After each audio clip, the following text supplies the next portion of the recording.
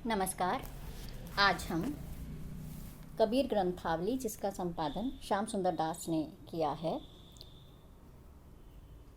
उसमें गुरुदेव का अंग का अध्ययन करने जा रहे हैं।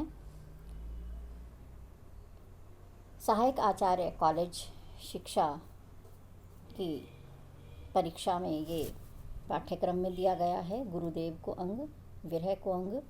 तो आज हम गुरुदेव का अंग करने जा रहे हैं।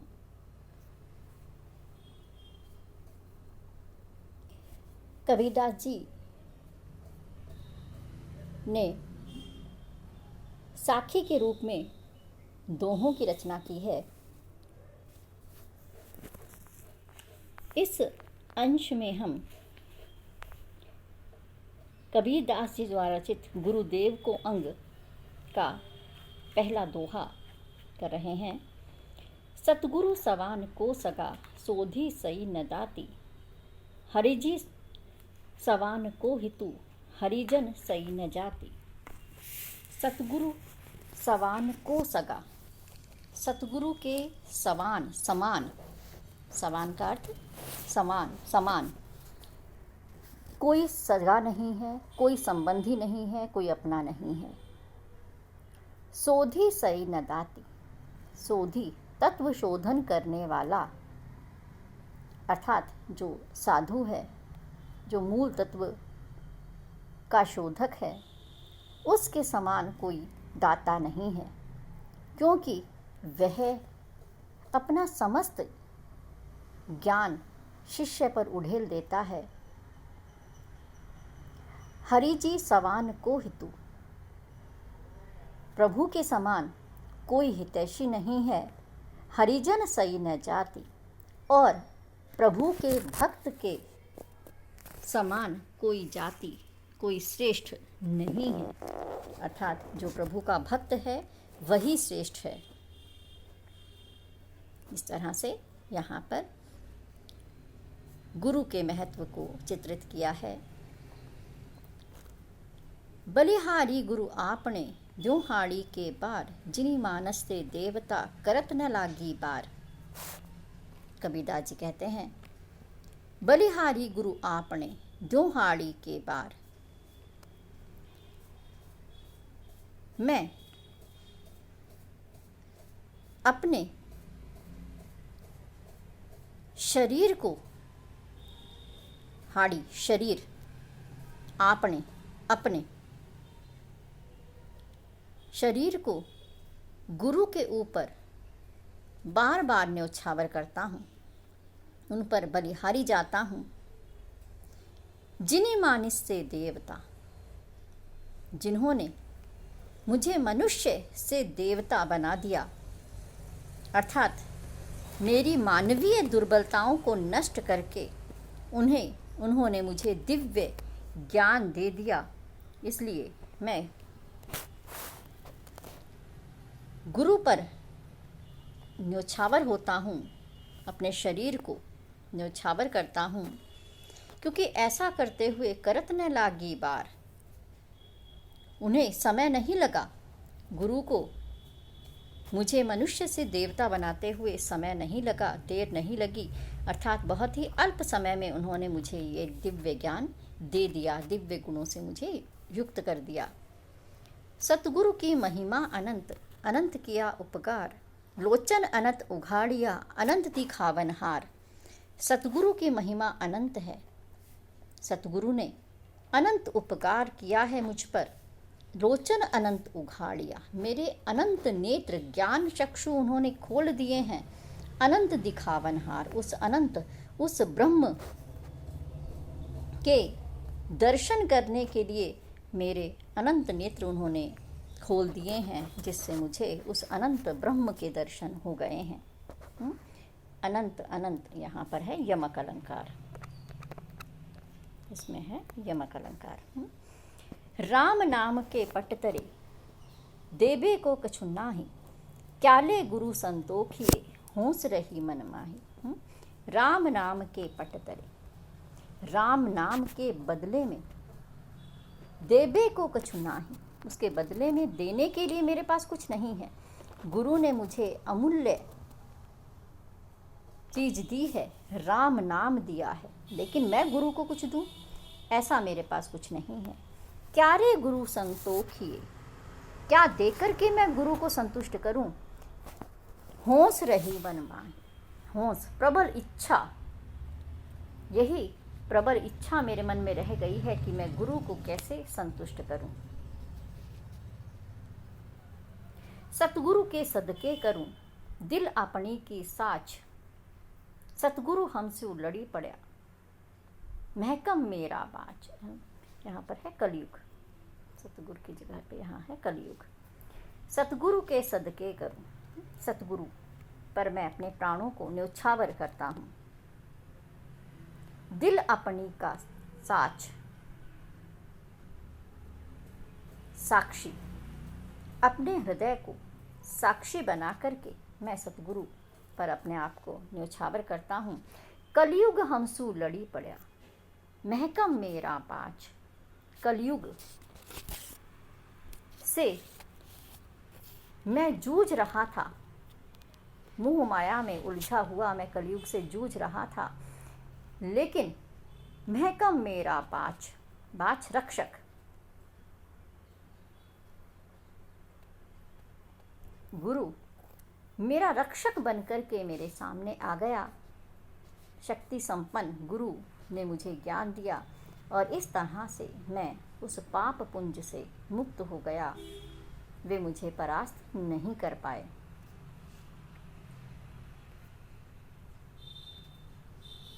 सतगुरु लई कमान करी बाहन लागा तीर, एक जुबाहिया पीत सु भीतर रहा शरीर। सतगुरु लेई कमान करी, सतगुरु ने अपने हाथ में धनुष धारण कर लिया और बाहन लागा तीर, बाहन लागा बरसाने लगा मुझ पर अपने उपदेश के बाण बरसाने लगा।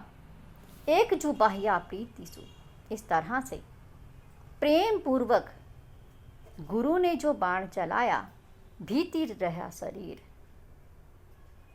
वह मेरे हृदय को जाकर के बेंध गया।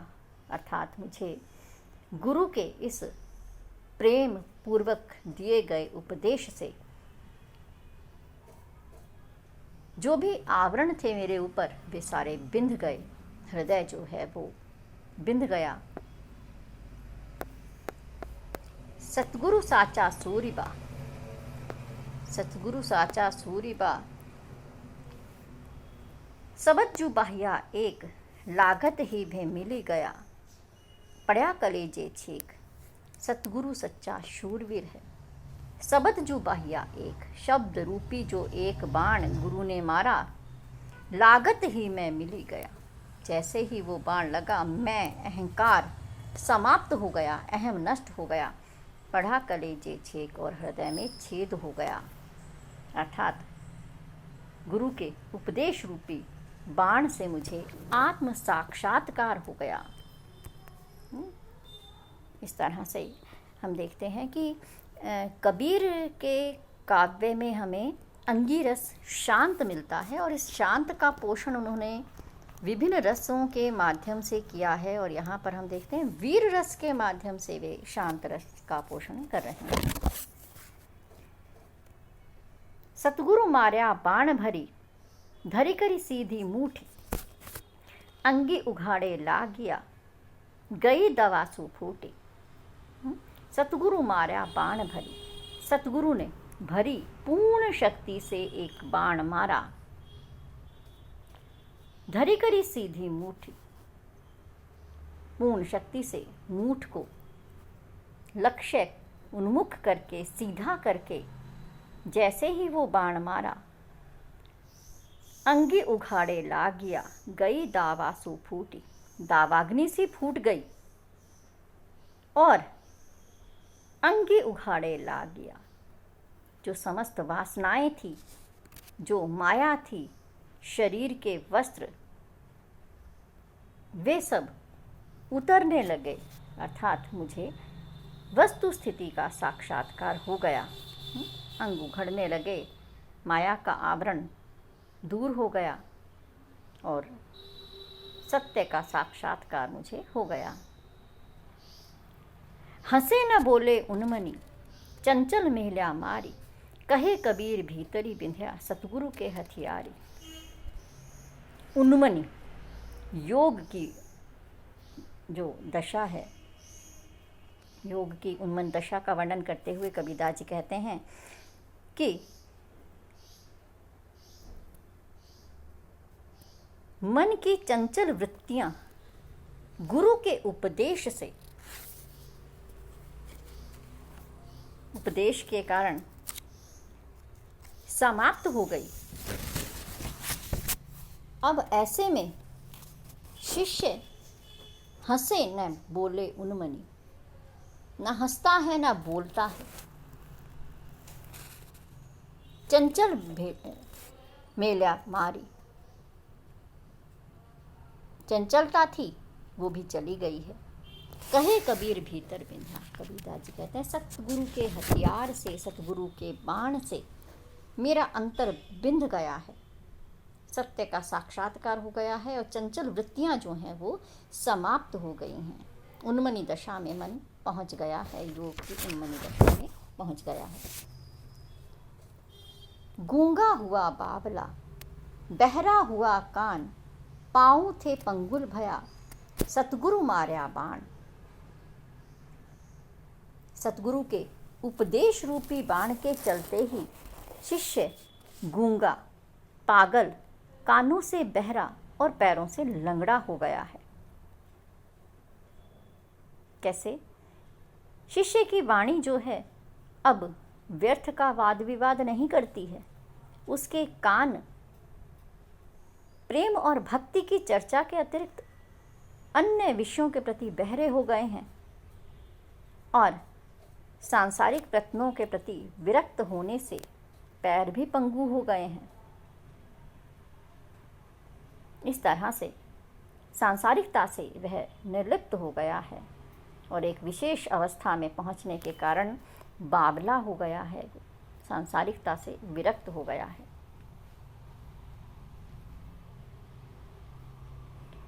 पीछे लागा जाई था लोक वेद के साथी, आगे थे सतगुरु मिल्या दीपक दिया हाथे।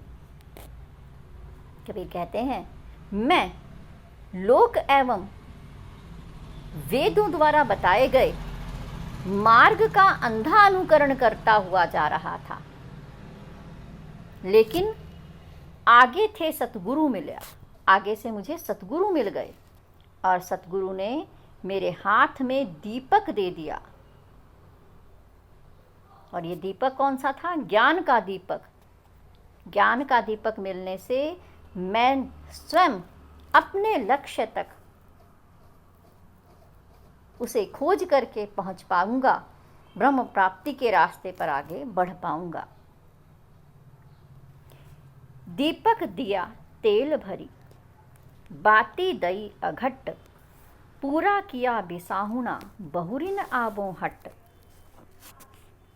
दीपक दिया तेल भरी, सतगुरु ने प्रेम रूपी तेल से परिपूर्ण ज्ञान रूपी बाती से युक्त दीपक मुझे दे दिया है।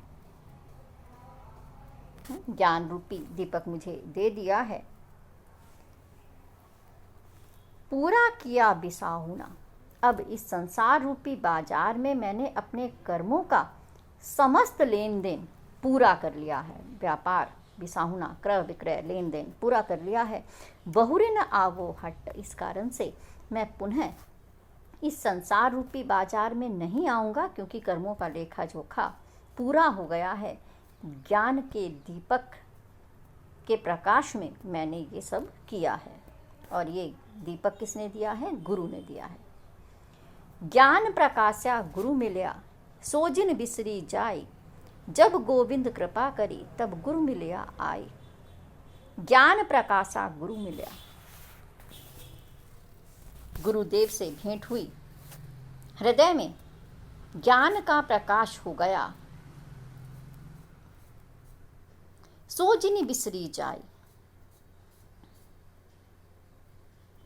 ऐसे ज्ञान के भंडार गुरु को भुलाया नहीं जा सकता, छोड़ा नहीं जा सकता, उससे विमुख नहीं हुआ जा सकता।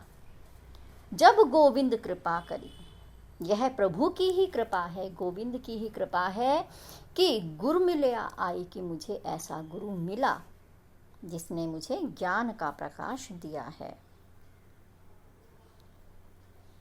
कबीर गुर गरबा मिलया, रली गया आटे लूण, जाति पाति सब कुल सब मिटे, नाव धरोगे कौन।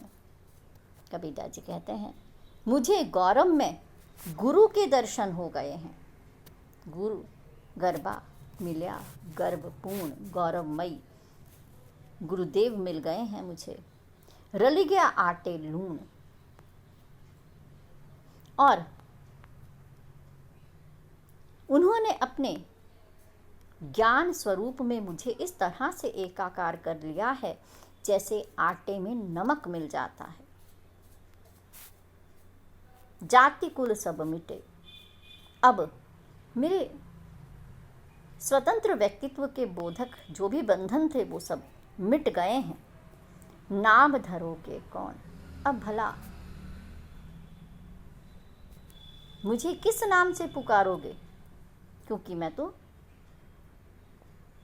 गुरु के ज्ञान से एकाकार हो गया हूँ, इस सांसारिकता से अलग हो गया हूँ,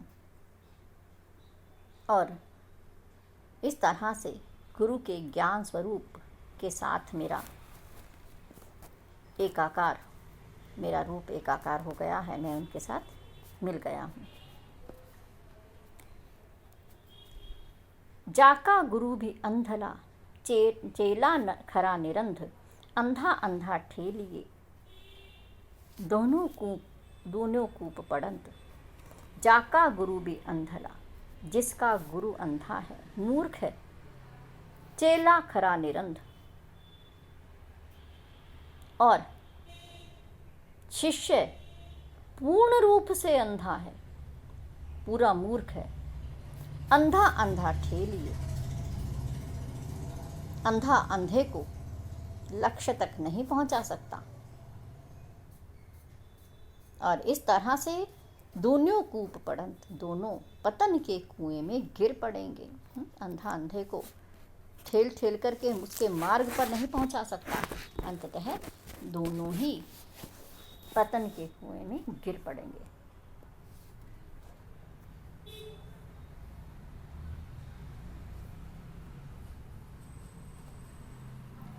ना गुरु मिलया न सिख भया, लालच खेल्या डाब, दोनों बूढ़े धार में चढ़ी पाथर की नाव। अगर सच्चा गुरु नहीं मिलता है तो भी मुक्ति नहीं हो पाती है। ना गुरु मिलया न सिख भया, न सच्चा गुरु सदगुरु मिला, ना ही शिष्य ही वास्तविक हो पाया। लालच खेला दाव, दोनों ने ही लालच का दाव खेला। दोनों बूढ़े धार में, इस तरह से दोनों गुरु और शिष्य लालच का दाव खेलते हुए, एक दूसरे को धोखे में डालते हुए मझधार में डूब गए, चढ़ी पाथर की नाव। जैसे कोई पत्थर की नाव पर चढ़कर के सागर को पार नहीं कर सकता, धारा को पार नहीं कर सकता, वैसे ही लालच की नाव पर चढ़कर के कोई भी संसार रूपी सागर को पार नहीं कर सकता। 64 दीवा जोई करी, 14 चंदा माही, तिही घरी किसको चाननो, जिही घरी गोविंद नाही। 64 दीवा जोई करी, यदि कोई अपने हृदय के मंदिर में 64 कलाओं की ज्योति प्रकाशित कर ले, या फिर चंद्रमा की 14 कलाओं का प्रकाश, 14 विद्याओं का प्रकाश अपने हृदय में कर ले, पूर्ण ज्ञानी हो जाए। लेकिन तिहि घर किसको चानिनो, उस घर में कैसा प्रकाश, जिहि घर गोविंद नाही, जिसके घर में गोविंद नहीं है, नाम स्मरण नहीं होता है, ईश्वर का नाम जहाँ नहीं लिया जाता है, वहाँ पर कैसा प्रकाश। अर्थात प्रभु भक्ति के बिना सब कुछ अंधकारमय है। निस अंधियारी कारणे 84 लख चंद, अति आतुर उदय किया तो दृष्टि नहीं मंद। निसी निशा रात अज्ञान, अपनी अज्ञानता के कारण मुझे 84 लख चंद 84 लाख योनियों में भटक कर यातना सहन करनी पड़ी। अति आतुर उदय किया तो दृष्टि नहीं मंद। और फिर इन कष्टों के बाद जब मैं मनुष्य की योनि में आया, जब मैंने मनुष्य जीवन प्राप्त किया, तो दृष्टि नहीं मंद, तब भी तुम्हारी दृष्टि नहीं खुलती है, तब भी तुम उसी अंधकार में पड़े हुए हो। अज्ञानता के कारण तुम 84 लाख योनियों में भटकते रहे, लेकिन जब उदय किया, उदित किया, प्राप्त किया मनुष्य जीवन, फिर भी तुम्हारी दृष्टि क्यों नहीं खुलती है? फिर भी तुम कुमार्ग पर क्यों बढ़ते चले जा रहे हो? अर्थात मनुष्य जीवन में तो अपनी मुक्ति का प्रयास करो। भली भई जू गुर मिल्या, नहीं तर होती हानि। दीपक दृष्टि पतंग जू, पड़ता पूरी जानी। साधक कहता है, अच्छा हुआ, भली भई, अच्छा हुआ, जो गुरु मिला, जो गुरु मिल गया, नहीं तो होती हानि, नहीं तो बहुत हानि हो जाती, बहुत भारी हानि होती। दीपक दृष्टि पतंग जू, जिस प्रकार से दीपक में पतंगा उसे ही सर्वस्व जान करके उसमें गिरकर मर जाता है, पड़ता पूरी जानी, उसे ही संपूर्ण समझ करके उसी में जलकर नष्ट हो जाता है, वैसे ही मैं इस संसार को सब कुछ समझता और इसी में अपने आप को नष्ट कर देता। लेकिन अच्छा हुआ कि समय पर गुरु मिल गया, नहीं तो मुझे बहुत भारी हानि होती। माया दीपक नर पतंग, भ्रम भ्रम इमे पड़ंत। कहे कबीर गुरु ज्ञान थे एक आध उपरंत। माया दीपक नर पतंग, माया दीपक के समान है और मनुष्य पतंगे के समान है। भ्रमी भ्रमी इमे पड़ंत, भ्रमित हो करके वह इस में गिरता रहता है, इसमें पड़ता रहता है, अपने आप को जलाता रहता है।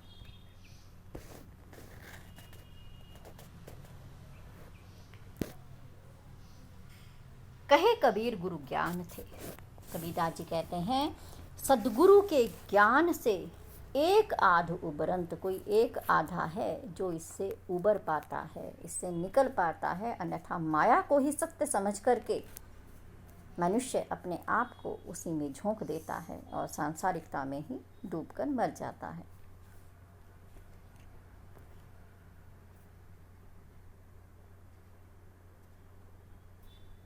सतगुरु मिल भी जाए, लेकिन अगर शिष्य योग्य नहीं है तो भी मुक्ति नहीं मिल सकती है। कबीरदास जी कहते हैं सतगुरु बपुरा क्या करे, जे सिखई माही चूक। भावे तू त्यों प्रमोद हिले, जो बंसी बजाई फूक। सतगुरु बपुरा क्या करे, बपुरा बेचारा, बेचारा सतगुरु भी क्या करेगा। जे सिखई माही चूक, अगर शिष्य में ही कमी है, अगर शिष्य में कमी है तो भी सतगुरु कुछ नहीं कर सकता। जैसे भावे त्यों प्रमोद हिले, जो बंसी बजाई फूक।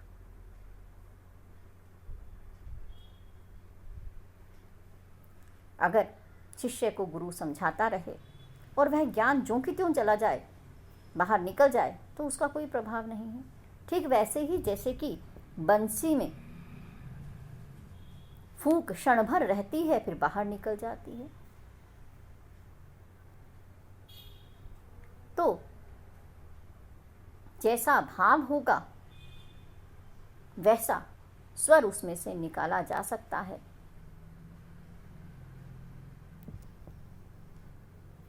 तो शिष्य भी गुरु द्वारा जो फूंक मारी जाती है, अगर वो उसका सदुपयोग करते हुए उसमें से स्वर नहीं निकाल पाता है तो वह हवा जो कि त्यों ही निकल जाएगी, कोई स्वर नहीं निकलेगा। संसे खाया सकल जुग, संसा किन्हु न खद, जे बेंधे गुरु अखीरा, तिन्हें संसा चुनी चुनी खद। संसे खाया सकल जुग,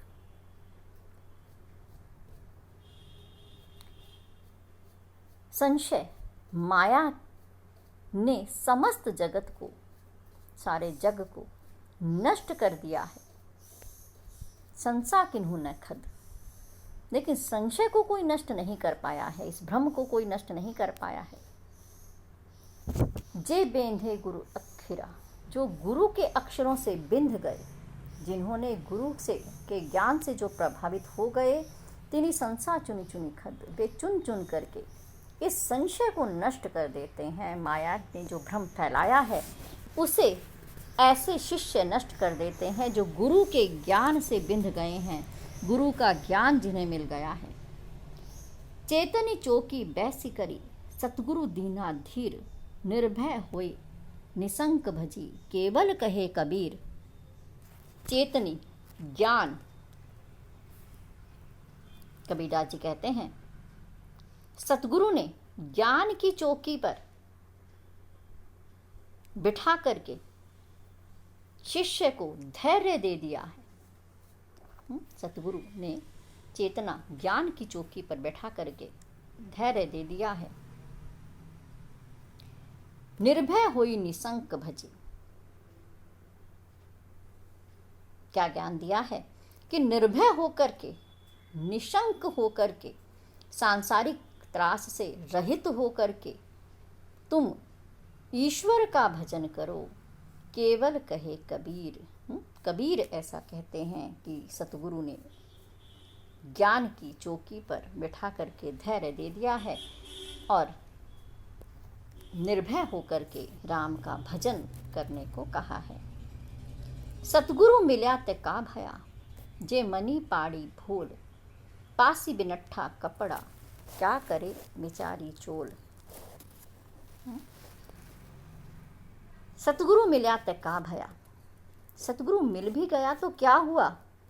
जे मनी पाड़ी भूल, पाड़ी पड़ी हुई है मन में ही, भूल भ्रम भूल, अगर मन में ही भ्रम है तो सतगुरु क्या करेगा।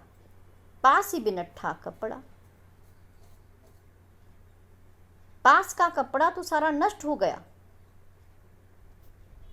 क्या करे बिचारी चोल। चोल मजीठ रंग, तो रंग का रंग क्या करेगा, रंग किसे रंगेगा। अगर कपड़ा ही नष्ट हो गया है तो रंग किसे रंगेगा। अर्थात अगर गुरु ज्ञान देता है लेकिन शिष्य के मन में ही भ्रम है तो गुरु भला किसे ज्ञान देगा। ठीक वैसे ही जैसे कपड़ा ही नष्ट हो जाए तो फिर चोल मजीठ रंग किसे रंगेगा। बूढ़े थे परी ऊबरे, गुरु की लहरी चमकी, धेरा देखा जरजरा, उतरी परे फरंकी। बूढ़े थे, डूब रहा था, मैं तो इस संसार रूपी सागर में ही डूब रहा था। गुरु की लहरी चमकी, लेकिन गुरु की लहर ने पार लगा दिया, गुरु की कृपा ने पार लगा दिया। धेरा देखा जरजरा, गुरु की कृपा से मैंने देखा कि संसार रूपी सागर को पार करने के लिए जो ये बेड़े हैं, वेद शास्त्र हैं, वो तो सब जर्जर हैं, जीर्ण क्षीण हैं। उतरी परे फरंकी, इसलिए मैं तुरंत ही उस बेड़े से तत्क्षण जो है वहाँ से कूद पड़ा, उतर गया। इस तरह से मैं वहाँ से बच गया। इस तरह से आज हमने गुरु को अंग के 25 दोहे किए हैं। आगे हम अगले दोहे देखेंगे और विरह को अंग करेंगे। नमस्कार।